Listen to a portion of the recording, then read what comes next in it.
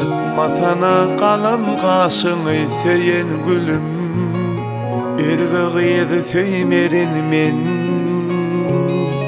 Açtın ağrı men kalbıma yaralar sallın, Nide söyyen diyen sözüm. Gel gitme canım menin, sensiz geçmez günüm. Dillen seni neme buldular yar, Söydün mü birini neme gönlün kineli.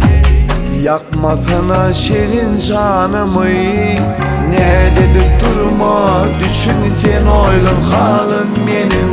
Ay sana durma, yadı olur mu inni, ne dedik durma, düşün sen oylun halim benim. Taşları vurma, güllerim sollu inni, bağladı beni bu dünyanı, ah bu dünyanı. Sensilikte yoklamanı, yaşayarım bir manı, bağladı beni bu dünyanı. Gülüm sana, yaşayarım bir manı men.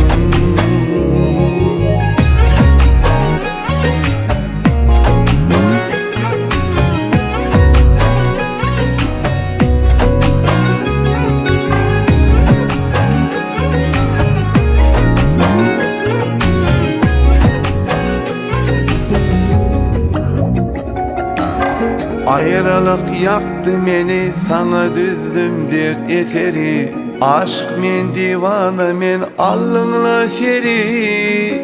Elle erkim kalmadı, herden küser seni. Söyülüm eşitmez gari sesimi. Kıynama bu yüreği, başa salma beni. Yapma sen o da salma beni intizari.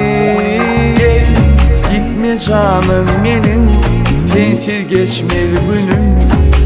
Dillen seni neme buldular yar, Söydün mü birini neme gönlün kineli. Yakmasana şirin canımı, ne dedik durma, düşün sen oylun halim benim. Ay sana durma, yadı olur mu inni, ne dedik durma, düşün sen oylun halim benim. Taşları vurma, güllerim sollu inni, bağladı beni bu dünyanı, ah bu dünyanı. Sensilikte yoklamanı, yaşayarım bir manı, bağladı beni